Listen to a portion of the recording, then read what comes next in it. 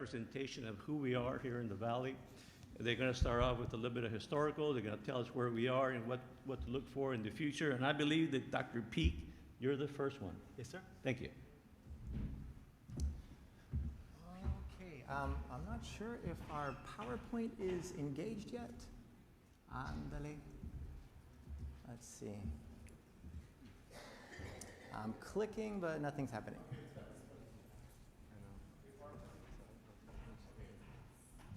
There we go. You have to realize that Kevin Peak never stays. He reminds me of my third grade kids that couldn't stay in one place. When they think and do a lot of good thinking, they like to move around. So Kevin, no, my free to apologies for move. that. I am an old professor, and I'm not happy unless I'm walking about. That being the case, welcome to this presentation. As mentioned, my name is Kevin Peak. I am by profession a college professor and have been so now for nearly 30 years in different colleges and universities throughout the country.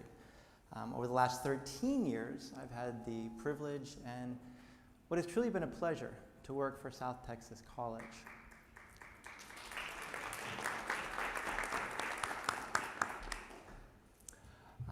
My principal objective in this presentation is to challenge the predominant, largely negative, counterproductive, and inaccurate narrative of the progress that we've made in the Valley over the last 25 years in three key areas: economics, educational attainment, and business investment. That being the case, the presentation will be divided up into three specific areas.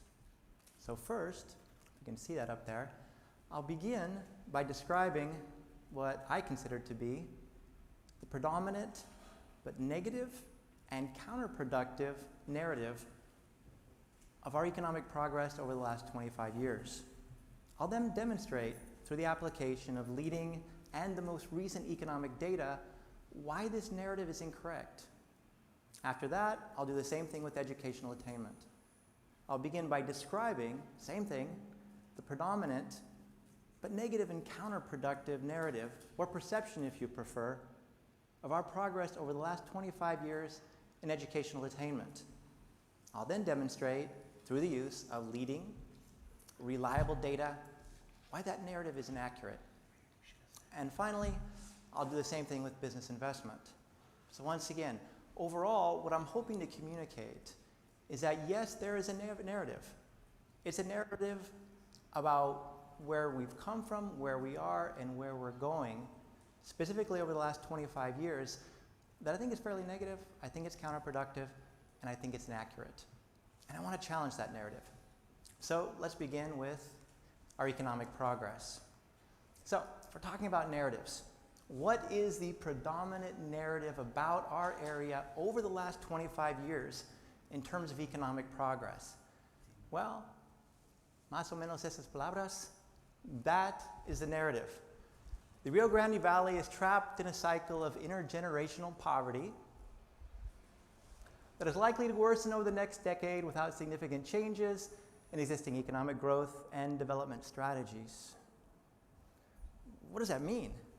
Well, I think that term intergenerational poverty pretty much sums it up. Intergenerational poverty is poverty transferred from one generation to the next to the next. And the obvious implication here is that we haven't progressed, we're not progressing, and we're probably not going to progress in the future. I would say that's inaccurate.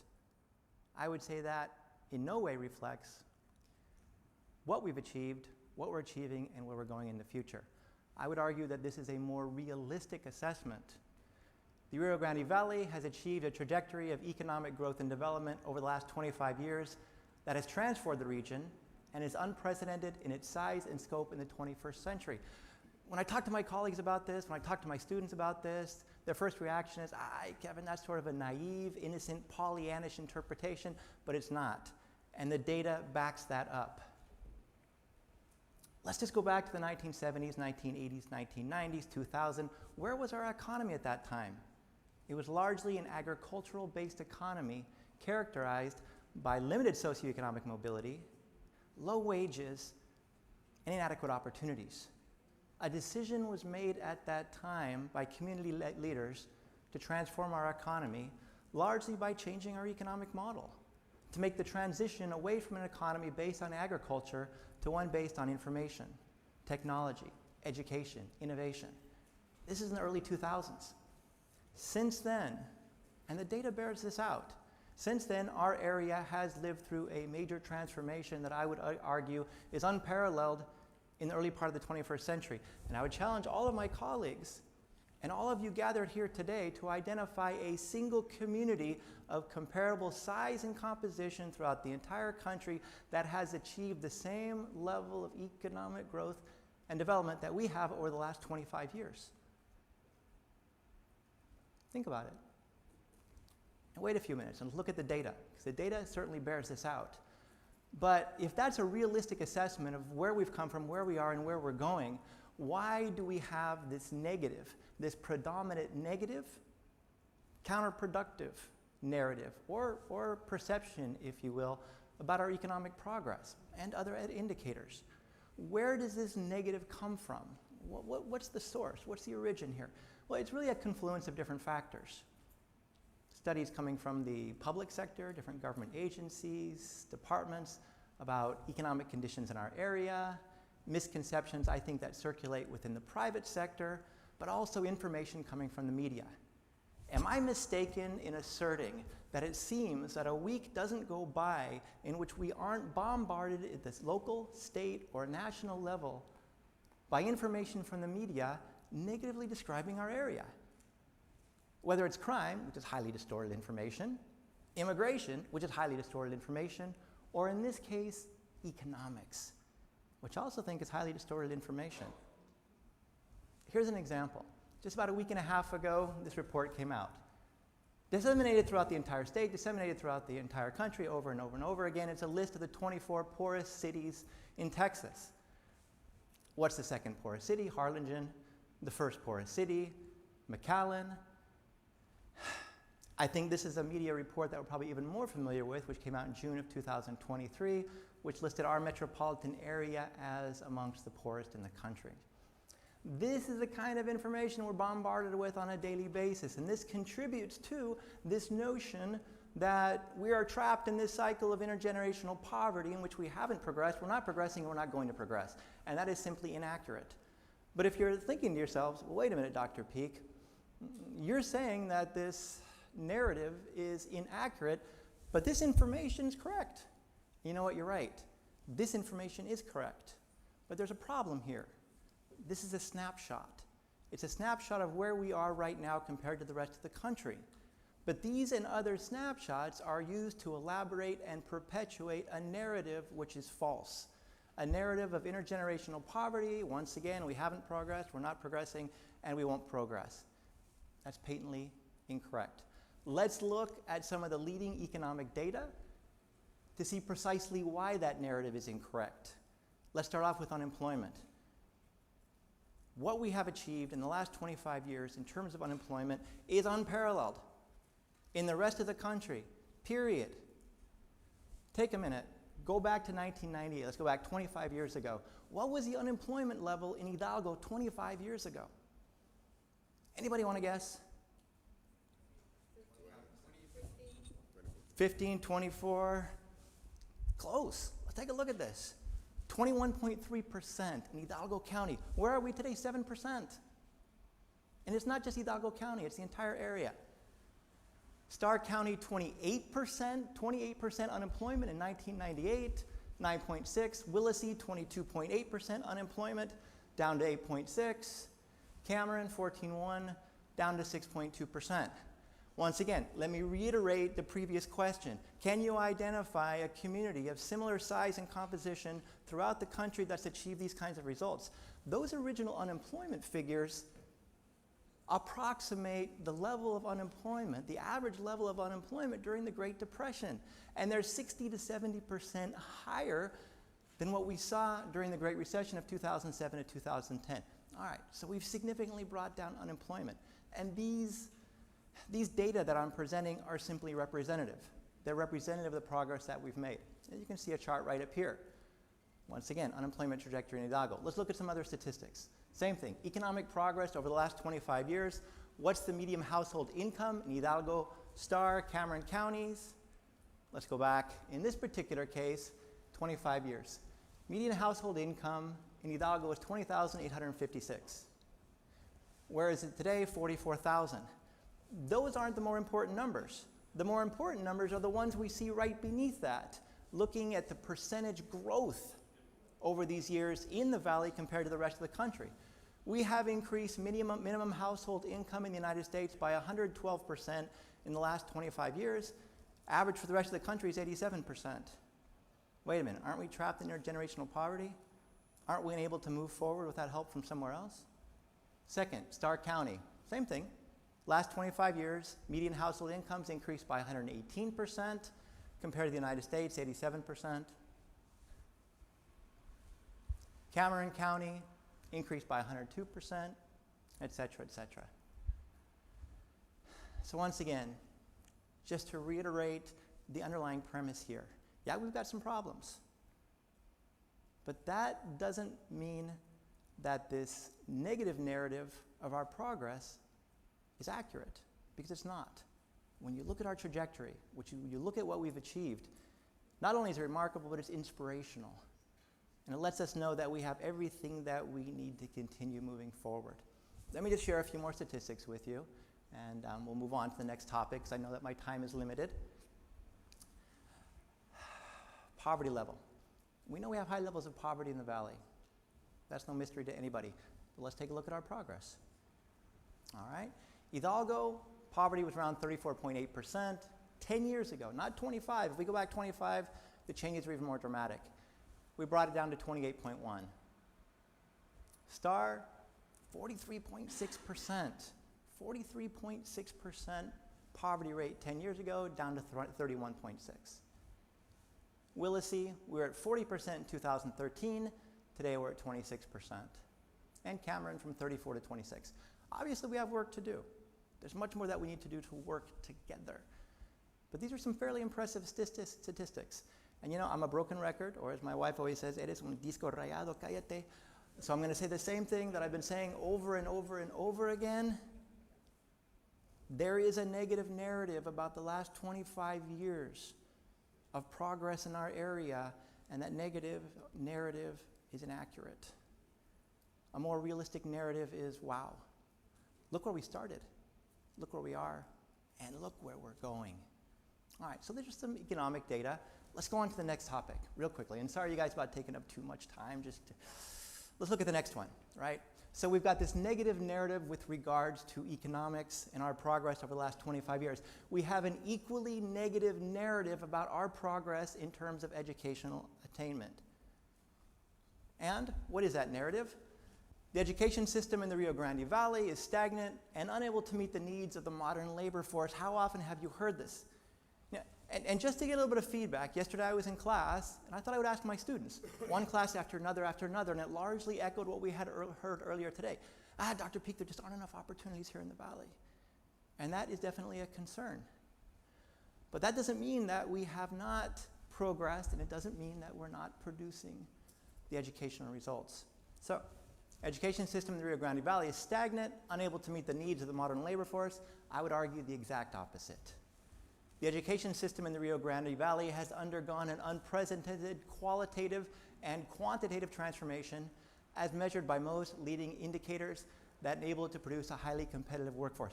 We have the workforce. It's just a matter of getting this message out to the private sector. Look at these indicators, you guys. Let's just take a look at what we've achieved, all right? But before doing so, once again, real quickly, if all of the evidence does seem to support my postulate that our education system has progressed and that it will continue to progress, why do we have this negative perception or this negative narrative about education in the area? There's a number of different reasons for it, but once again, one of them also is the media. This is a report that came out a few months ago identifying our metropolitan area as amongst the 2 least educated in the country. And this caused a lot of controversy, not only in our area, but nationally, so much so that the local media reached out to us, said, what's going on? You at STC, UTRGV, et cetera, you're always talking about the progress that you've made in terms of education, but how do you reconcile that with a report from Wallet Hub arguing that we are amongst the least educated area in the country? And once again, as I mentioned earlier, this is a snapshot. It's a snapshot of where we are compared to the rest of the country, but it doesn't tell us anything about our trajectory. And our trajectory tells us everything about where we're going in the future. So let's just look at some economic data. I just find this to be tremendously inspirational, tremendously. Look at this. Completion of a high school or higher degree in Hidalgo, just over the last 10 years. We have increased the high school completion rate in Hidalgo by 11%. Let's move on. Completion of high school or higher in Willacy County, over the last 10 years, 10%. Let's go on. Completion of a high school or higher in Stark County, and check this out. Completion of a high school degree or higher in Stark County over the last 10 years by 30%. Where have we seen that? I have been an economist for 30 years. Much of my time is dedicated to evaluating strategies for promoting community economic growth and development, promoting educational attainment, and trust me, I'm hard-pressed to find an area in the entire country that's produced these kinds of results: economic results, education results, investment results, etc. But once again, we have to divorce ourselves a little bit from the static comparison because we still have a lot of progress that we need to make. But the underlying message here is, once again, look where we've come from, look where we are, and look where we're going. Let's take a look at a few more of these educational statistics. Completion of an associate's degree in Hidalgo County up by 28%. Completion of an associate's degree up by 28% in 10 years. Completion of an associate's degree or higher in Stark County, 41%. And if I were you, I'd probably be thinking, this guy's making all this up. No, this data is coming from the Federal Reserve. The Federal Reserve, they're pretty reliable guys. You got some well-trained economists there. Completion of associate's degree or higher, 41% increase in Hidalgo County. Let's see, there we go. Completion of a bachelor's degree, even more inspirational, an increase of 44.7% in Stark County. All right. I think probably I'm occupying more time than I should, and I know that this topic is going to be addressed by my colleagues. So I'll step away from the progress that we've made in terms of business investment, and I really just want to go to the final slide. Why is all of this important? Why is it important that we disentangle this narrative, this negative narrative about the progress that we've made over the last 25 years from reality? There's a number of reasons for it that are fairly obvious. There we go, right up there. First, so that we can identify strategies that have been effective. If we look at the last 25 years, look at the last 50 years, et cetera, we look at what we've been doing, and we also look at what's been done around the country, as mentioned in the previous presentation. If we look at these strategies and we look at the results, then we know what works. And we can avoid making some of the same mistakes in the past. And this is certainly linked with the second point, developing new strategies based on reliable empirical evidence. Third, provide reliable information to the private sector. One of the problems that we have here, colleagues, isn't that we're not producing enough workers or we're not producing an acceptable level of quality. We've got this vicious cycle. We have workers who see that there aren't adequate employment opportunities, and so they leave. We have the private sector seeing that they're leaving, and so they don't come in. We need to break that vicious cycle, and we can do so through information. And I think finally what's most important about all this is to promote optimism and pride in the community. If we are going to continue to progress, if we're going to be successful, and I think at least more important from my perspective as a professional educator, if my students are going to be successful, they need to be proud. They need to be optimistic. They need some degree of confidence. And if we're bombarding them on a daily basis with a negative, counterproductive, and inaccurate narrative about we haven't made any progress, we're locked into this intergenerational poverty, how optimistic are they going to be? How motivated are they going to be to take the next step? So it's absolutely critical that we disentangle and we disprove this negative narrative from the reality. And once again, forgive me for taking up more time than was allowed, but the reality is that over the last 25 years, and this is only representative data, whether it's economic progress, whether it's educational progress, whether it's business investment, or whether it's a myriad of other important socioeconomic indicators, the progress that we've achieved has been nothing short of amazing, nothing short of transformative, and it's a message that needs to get out to the entire community, and I think primarily to our students, so that they know who they are, what they're capable of, and what they can achieve in the future.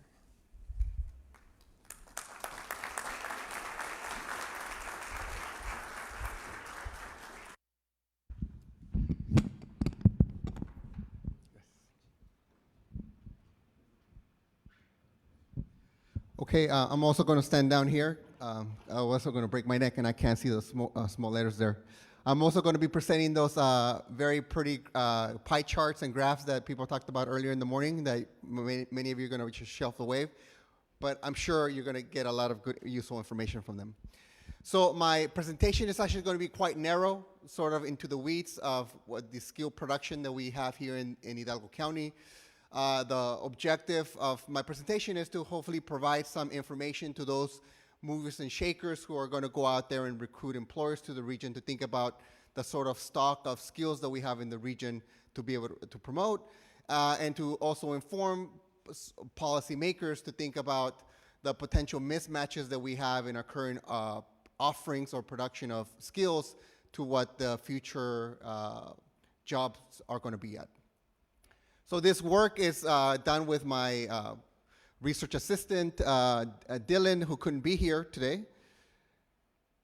So what I'm going to do is I'm going to be looking at sort of what exactly is that we're producing in terms of skills.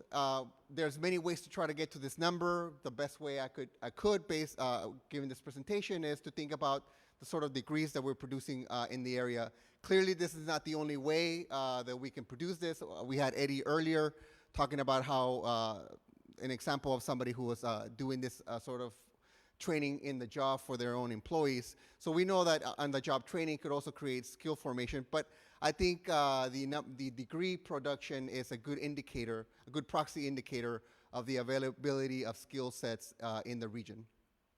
I'm going to be, I looked at IPEDS data. This is Department of Education data that all institutions who are headquartered in the county of Hidalgo report to the Department of Education. There are 16 institutions that report they are headquartered in the county. These numbers are not perfect. I may be overcounting. So for example, I'm Associate Dean in the College of Business at UTRGV.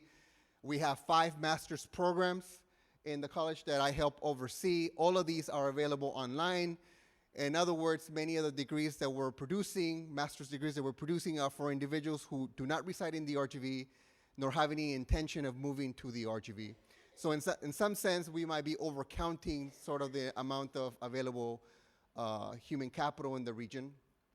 But we also are undercounting. So for example, A&M McAllen campus numbers are not here because they're reported with College Station numbers. And then more in general, there's a number of students that go through our K-12 system who never go to any of the post-secondary institutions locally. They go up to San Antonio or Houston or other places in the state or in the US with the full intention of coming back to the region. So in some sense, we might be undercounting. So the data here that I'm presenting to you is not perfect, but I think it gives us a good sort of indication of the sort of size of the amount of production that takes place in the region. So what I'm providing for you here is the completions of certificates and degrees that are awarded by these 16 institutions for the past 5 years.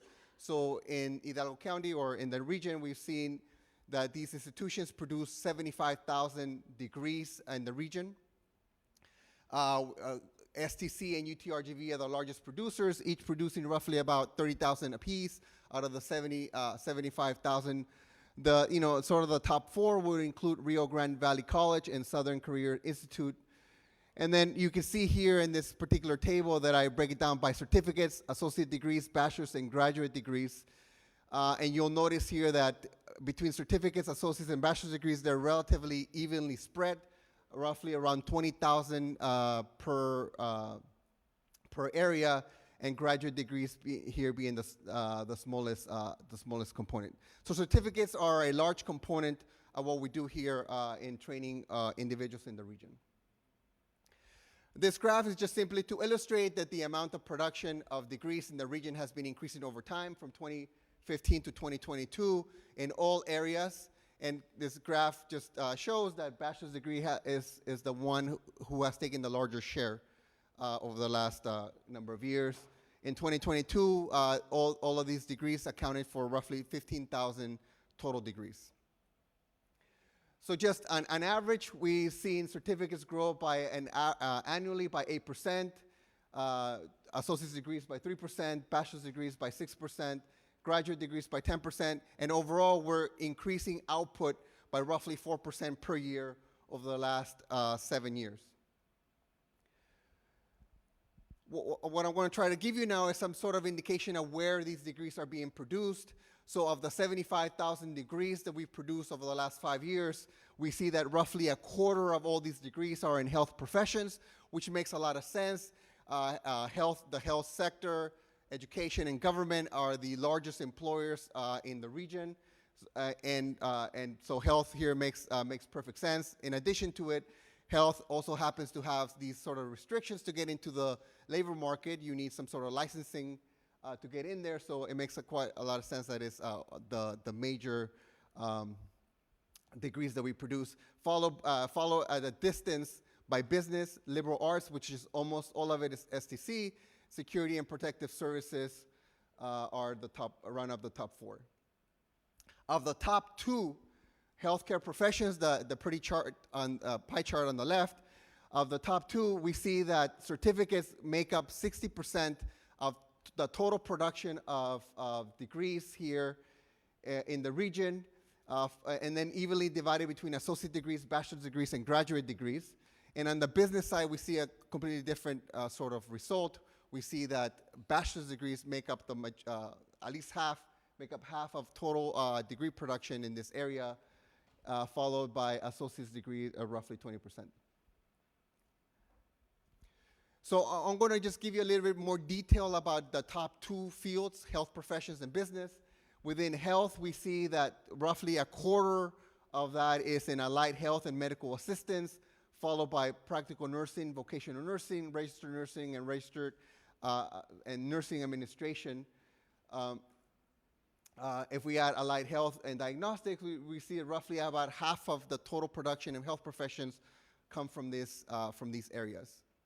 On the business side, we see business administration, commerce, accountancy, and finance running up our top 4, but most of which is in business administration. So, for example, the MBA would be in that category right there. Then what we did is we looked at the 4-digit CIP codes to thinking about where's the growth taking place, where are we producing additional amounts of degrees year over year in a year-over-year basis from 2017 to 2022. So for example, on the far right, you see clinical medical laboratory science. You see that we're increasing output by roughly 39% per year over the last 7 years. And in fact, if you look at the top on the right side, you see that many of these fields are either in health or education sort of industries. So that's where we're seeing the most rapid health. So the one with the slowest amount of growth here is music. I purposely left out all the negative growth numbers. Otherwise, this graph will be quite large. But I'll talk more about these in a second. So what we did is we took all of these degrees that we produce and we matched them to occupations. So what sort of job can I get with these degrees? And so in this graph, on the x-axis, we see the total number of potential workers that we're producing given the degrees that we're assigning. And so we see things like, for example, mathematical science occupations, things like statisticians, for example. We see that we produce a large number of these individuals. That's further to the right, we produce a large number. Further to the left, we produce a fewer number of these. So for example, animal care and service workers, we produce none. or at least none that can go into these sort of occupations. And then on the y-axis, we see the annual growth that is expected to take place in the U.S.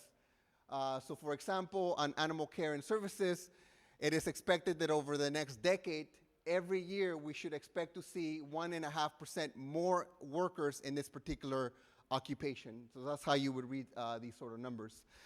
What you can see here, there's a trend line there that is slightly positive, which suggests that we're producing a greater number of qualified individuals to go into occupations for which there is a growing future need for these occupations. So this is a positive sort of story. My last slide, it's a little messy, so let me just let me just walk you through this. So the y-axis is still the same as the previous y-axis. On the x-axis, however, I now look at the growth in the number of individuals who we are preparing to go into these sort of occupations. So for example, I have computer occupations there on the top left. So these sort of jobs are things like web developers, for example. You see that it is expected that these jobs are going to go by roughly 1.25% every year for the next decade. And in the county, we are producing we're decreasing the amount of workers prepared to take these jobs by roughly, I don't know, say 7% per year. So we're decreasing the amount we're preparing fewer and fewer students to go into these sort of occupations while we're being told that the future growth in this particular occupation is going to be growing year over year. So that's how you would read this graph. I broke this down into 4 quadrants. You can see here on the top left quadrant, so above zero, but on the y-axis and on the negative side on the x-axis, you see that these occupations are expected to be growing year over year, and yet we as a region are producing fewer and fewer people who are being trained to take on these sort of jobs. That's how you will read the top left.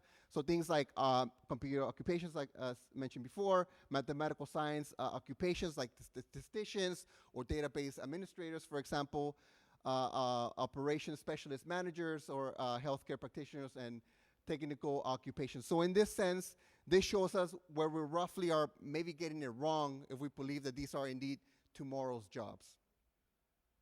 On the bottom left, we see where the future expected jobs are going to be declining. So in other words, next year you should expect to observe fewer workers in these sort of occupations.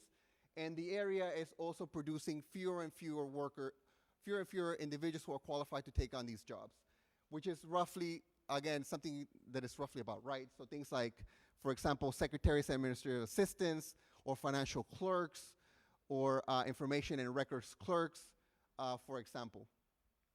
On the right side, on the bottom right, are the sort of jobs that we expect to see fewer and fewer job growth taking place, or declining number of jobs going into these areas.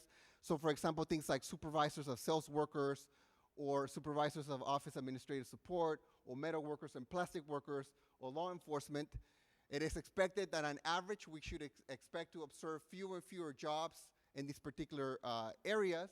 However, the area, Hidalgo County, is producing more and more workers who can go into these sort of occupations. Some of these make sense. So for example, law enforcement, this area has a large presence of law enforcement. The state has dedicated a large number of dollars for law enforcement, and the area has benefited, at least for people in those particular professions.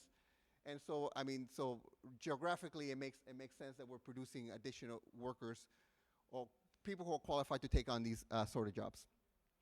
But in general, you would expect, you should observe, you would expect that we are producing less and less individuals who are trained to go into these fields, given that the future jobs are not there. And then on the top right are the sort of occupations for which we're roughly getting right. That is to say, we expect to see future growth in jobs in these sectors, and we as a region are producing qualified individuals who could take on these roles. Things, for example, like health technologists and technicians, for example, like LVNs, or health diagnostics and treatment practitioners, for example, like registered nurses, or doctors, or dentists, or the like. And then other areas, for example, like home health and professional care, or occupational health and safety specialists, and the like. So my goal here was to show you that we're roughly producing workers in the areas in which we should, but there's also areas in which we're probably producing too many individuals who are being trained for jobs that are not going to be there tomorrow. And so as policy sort of question is, are we allocating our resources as efficiently as we can, given the limited quantity that these resources, the resources that we have? And then hopefully I gave you some idea of the type of jobs or the type of occupations for which this area is producing quite a bit, and we're able to attract employers who can take advantage of these supply of trained workers. And that's my presentation. Thank you.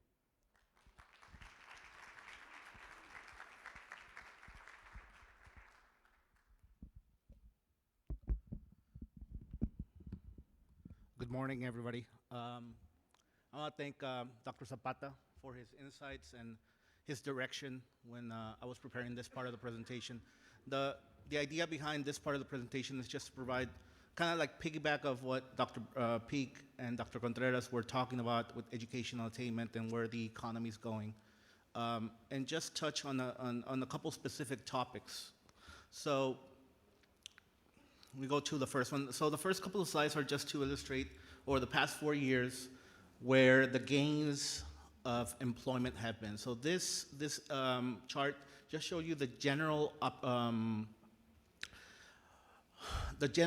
areas of employment. So you'll have your management operations. These are very general areas. And so you see how some areas in the valley are growing, and specifically in the McAllen, Edinburgh Mission MSA, and some of the areas that are decreasing. Now, something to keep in mind, and it goes to what Dr. Contreras was just speaking about, in places where we are getting it right, for example, in healthcare occupations, we are producing a lot of human capital in those areas, and that's good, right? Because you see the growth in those. Now, you also have a lot of growth in transportation. We are a big hub for international trade, so that's something that is very needed in an area, something that we should emphasize. However, you do also see the losses, for example, in sales-related areas and production. Now, why is this important for us? Because a big chunk of our economy locally here is in sales, right? We depend a lot on international money coming in, specifically from Mexico, especially around this area, right? So we have a lot of people coming in. And to see that there's a lot of loss in sales jobs, that's particularly interesting, but there's going to be an explanation later on in this presentation. Okay, so you'll notice here I have, now we get into more specific details on the top occupations. So these are actual occupations. So one thing that I want you to notice with this graph is, I kind of color-coded some of these. So let's talk about the red lines, right? So we have supervisors, customer service, retail supervision. So this is probably something to watch out for. These are gains in employment that we've had over the past 4 years. But if you remember on the previous presentation by Dr. Contreras, these are some of the areas where the national economy, the government is already telling us, this is not what the economy is going. However, we are kind of growing the employment in those areas. So something to watch out for there for the future. We have to be strategic about the types of jobs that we want to grow in this area. So something to watch out for in the future, and we'll touch on that in a second. Now, this slide is the top losers. Where have we lost employment in the MSA, right? Again, McAllen, Edinburgh Mission. And I want to point out the 2 red lines there, and this is going to take us into one of the case studies that we did for this part of the presentation that talks about registered nurses and vocational nurses, right? So first case study. So when we were researching all this data, one of the main points of emphasis in our discussions was like, what? Well, that seems to be counterintuitive, because how is it that we're losing jobs in these areas, but in the media and in reports that have come out, we are in a shortage. And as Dr. Contreras said, we are more like, our production of nurses can more than fill the need for these. So on the top, you have your unmet demand in the area of nursing, and this is only in the Rio Grande Valley. So you see, like, we are falling very short, right? And then we have reports and says, like, we're going to be short about 6,000 nurses in the future. All right, so we are going to be short, but we are producing enough nurses, right? As Dr. Contreras showed us, right? Our production between UTRGV, between STC, we are producing about 500 nurses, right? Or at least registered nurses in a year, per year. So we're pumping out all these professions. So how come we need them? How come we are in a shortage, right? And this is where we get into the brain drain situation, right? So I want to illustrate what's going on in the nursing market, right? So let's emphasize here on wages, right? So we are producing more than enough nurses to be out there in the market, but we're in a shortage. Why? Well, and this is not 100% why. This is just one of the reasons, right?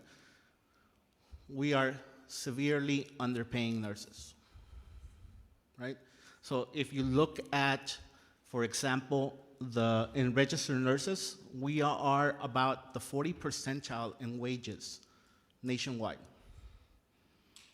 Why would a nurse want to stay here, right? Same thing for vocational. For vocational, it's actually, as you see, almost the same, like around 50, right? It's 50. So, let's look at state data, right? The brain drain. In this particular market, and again, this is just one particular market that we wanted to emphasize on. Notice how far or how close these nurses, with all this human capital that we're training here in the Valley, would have to travel just to get a better paying job. Not very far, right? So this speaks to a little bit to, we are producing them, they just don't want to stay, right? I can go as close to like as San Antonio or Austin, and I can get a better paying job there for my efforts, right? So this is just to show you some of the problems that we're facing. Now, we want to add some context, right? We have a high demand for nurses. Hospitals, I'm sure they want to pay for these occupations, right? So to add a little bit of context, I reached out to a couple of friends in the medical field, and I was talking to somebody from DHR, and they were explaining to me some of the reasons why this might be, right? So, uninsurance rates, right? In the Valley, in just our MSA, so Yahoo Financial reported, and I have the numbers here, Edinburgh is the 16th most uninsured city in the country. McAllen goes to number 8th, and Mission, 2nd. If we cannot pay the hospital bills, how are the hospitals going to pay their employees? Right? We want to pay high wages, but we can't. Right?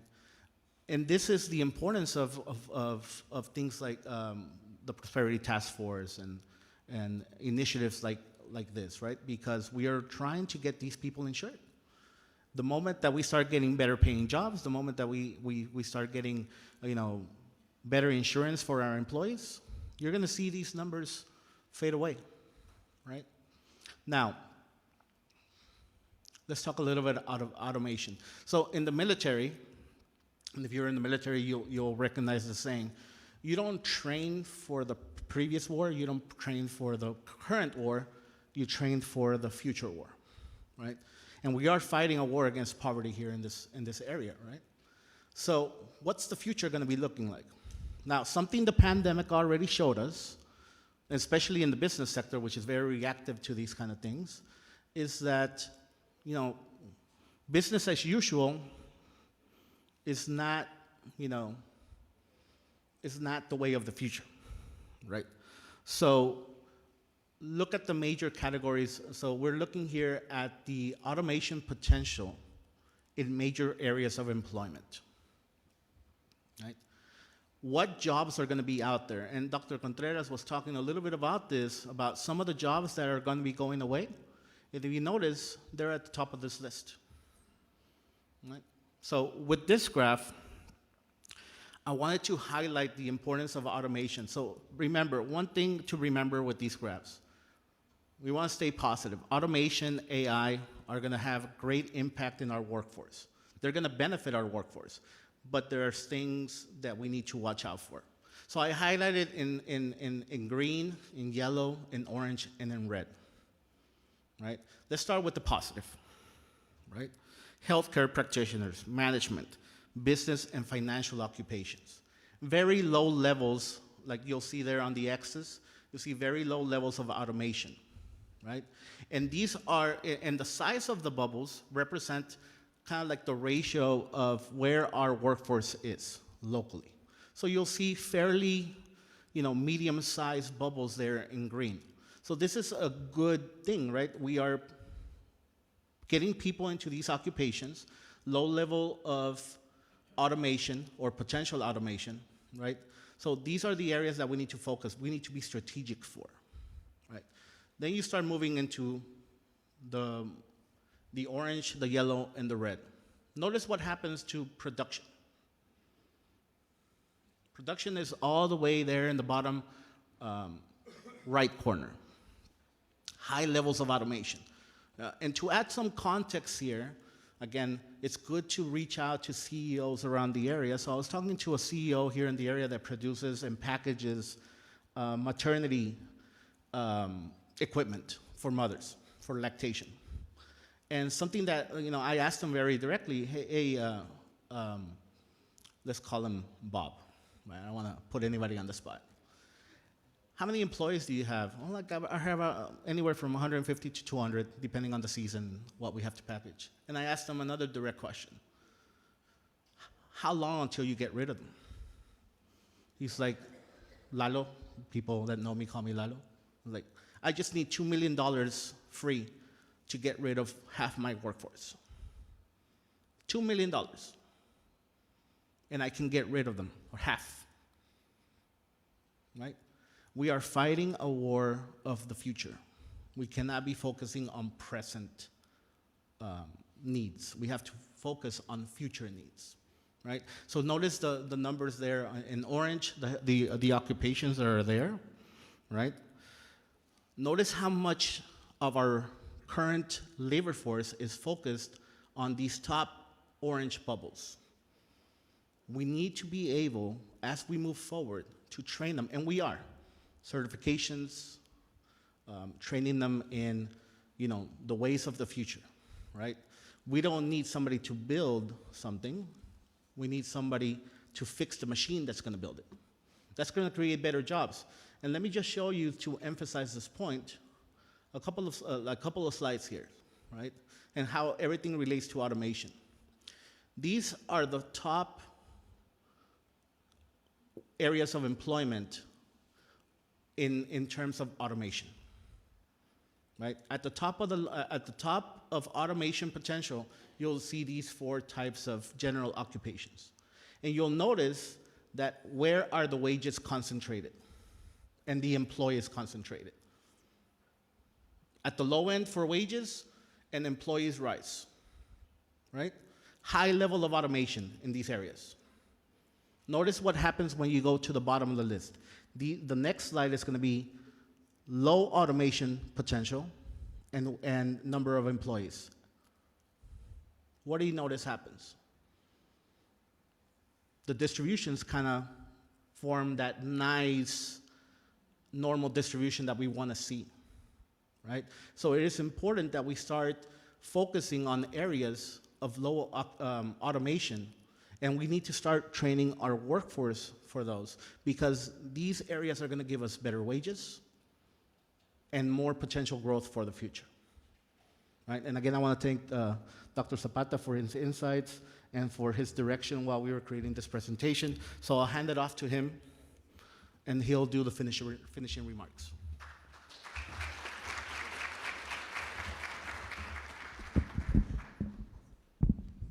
Well, good morning, everybody. My name is Samuel Zapata. I'm an associate professor at the new Texas A&M Higher Education Center in McAllen. And just give me 1 minute. I know that we are running late for the presentation, but just to conclude, those are what we think are the main takeaway message from the 3 previous presentations. So for the first presentation, we see the great progress that we are doing in terms of income, reducing poverty, attaining higher level of education. We are doing really well. However, we are still behind, for example, state and national levels for those particular indicators. So there is still a lot of work for us as a community to try to continue growing to match those national and state standards. Other aspect that my colleagues described very well is that now in the Valley, year after year, we have a younger and more educated or trained workforce. So what that means that we are ready to take new challenges. You know, these new generations are open to new ideas, more exposed to the different technology challenges. So that's really good for our area. We have a quick response in that sense. Other aspects that we cover is that the local higher education institutions in Hidalgo County, all of them are engaged in providing a workforce based on what the local market needs.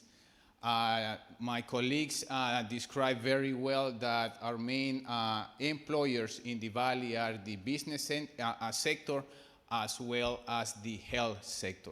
And those are the 2 main areas that our local institutions are providing new employees, well-trained employees. So, and the last point, just for you to remember, is that technology is here and technology will be here, we like it or not. So instead of fighting against technology, is for us as a local institution as well as a community to train the new leaders, to train new employees that instead of competing with technology, to use technology to be more productive as a region. And those individuals that will be displaced by technology, by artificial intelligence, then local institutions and the society, we need to find a strategy to retrain those peoples, to improve our human capital so they can go back to the workforce, but now with the right skills to be more competitive. I don't know if we will have time for questions for our presenters, but with that, I think we conclude at least the presentations part.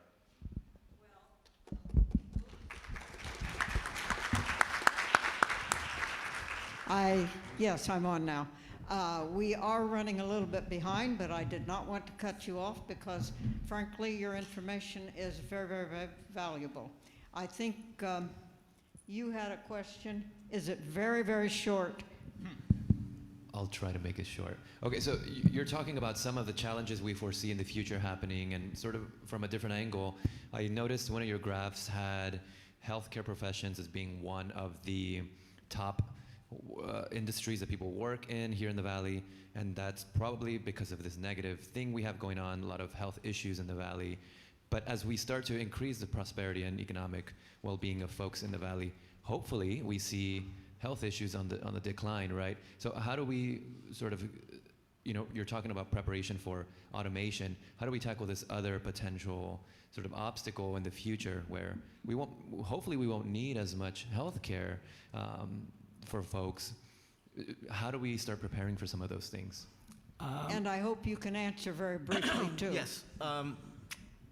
So a couple of things. So nationwide, I believe for the first time ever, our life expectancy in the U.S. has fell down. So I guess I would fight against that first point a little bit, just a little bit, about how we're not going to need healthcare professionals. I think this is an area where there's always going to be a need. Unfortunately, as you know, and you read the news and you read reports, we are a very unhealthy nation. Also, if you look at labor force participation, we're kind of becoming stagnant and it's actually decreasing. So this leads us to kind of think like we're getting older as a population. I believe, I don't have the numbers in front of me, but we are one of the few groups here as Latinos that are growing in terms of having kids, right? Most of the country is getting older, and so I think some of these needs are going to be still here with us. And as you notice there from the presentation, we are producing more than enough. It's just a matter of finding a way for people to stay, right? If we're training, we have a medical school now here in the Valley. As I said, between STC and UTRGV, we pardon the word, we pump out about 500 plus registered nurses every year, and that's not to even talk about vocational nurses. We have more, so it's just a matter of us keeping the people here. That's where we see the problem. I don't know if any of my colleagues have any more input on this. Actually, just a quick comment. I think that the emphasis isn't so much on the strategy, but on those strategies being fluid and adaptable. The circumstances that you're describing are certainly occurring, and they're going to continue to. But I think one of our messages today is that, as my colleague mentioned, we need to be thinking about the wars of the future, and we need to be adaptable. And as those kinds of circumstances are rising, the strategies that we're deploying at this point need to be subject to change and adaptation in order to respond to changing needs that we're seeing demographically and in other factors. Okay. Well, your information was too valuable to cut it short, even though we are running a little behind. I thank you, thank you, thank you. You were great. They were great. Okay.